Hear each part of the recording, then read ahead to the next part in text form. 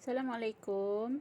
Okey, cikgu buat video ni, cikgu nak tunjuk cara untuk isi borang perekodan bacaan murid Nilam. Okey, Nilam.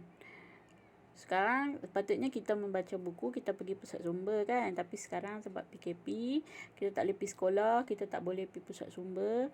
Tapi kita masih boleh membaca di rumah kan.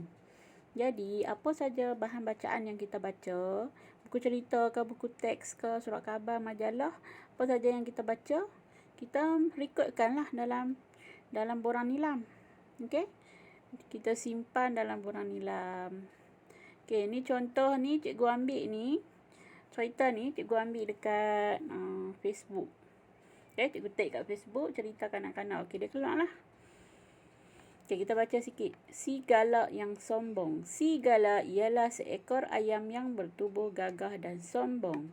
Sebenarnya, ada seekor binatang yang lebih gagah daripada engkau di dalam hutan, kata seekor ayam betina.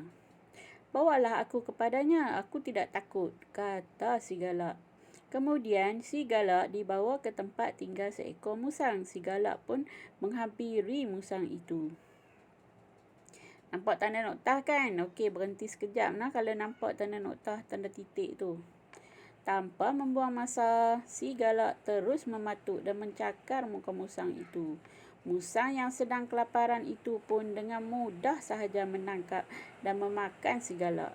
Bertuahnya aku, tidak perlu bersusah payah mencari makanan, kata musang yang sudah kekenyangan itu. Okey, kita dah siap baca satu cerita. Okey, sekarang kita nak buat apa? Kita dah siap baca kan? Kita baca cerita kan? Okey. Kita pun buka lah ni link Google Form yang cikgu bagi ni. Okey, tekan Chrome. Okey, dia kata apa? Okey, di sini dia kata type nama.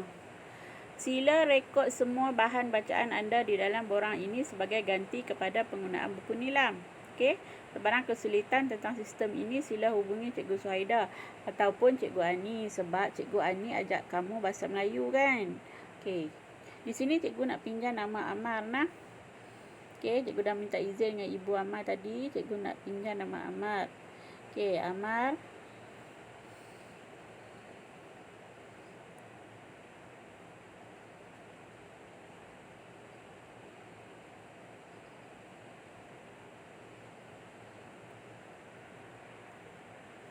Okey, Amar kelas mana Amar? Okey, Amar kelas 2 pintar.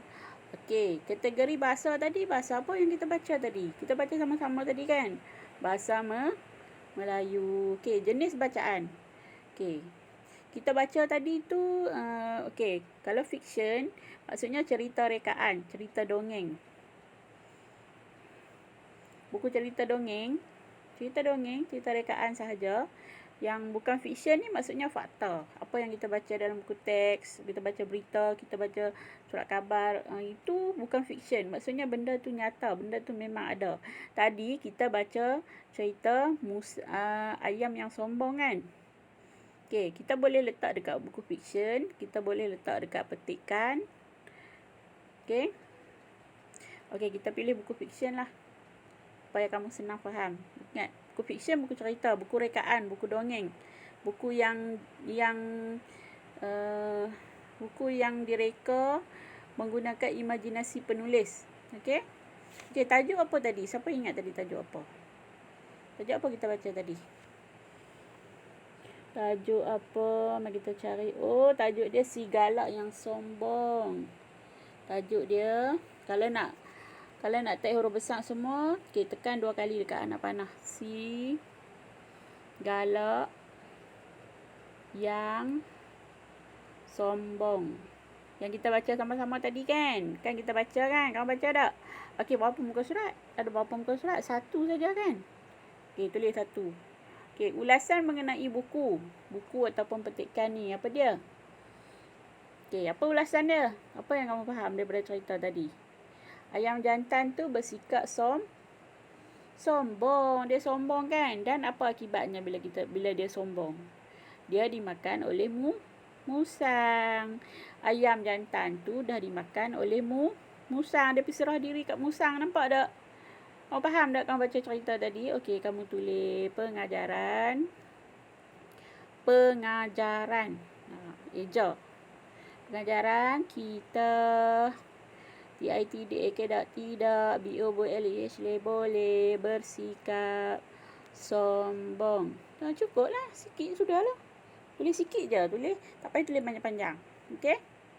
Pengajaran daripada cerita ini ialah kita tidak boleh bersikap sombong. Ayam jantan tadi dia sombong kan. Dan dia sendiri pergi jumpa dengan musang kan. Musang kan suka makan ayam. Jadi bila dia nampak ayam, dia pun tangkap lah makan. Okey?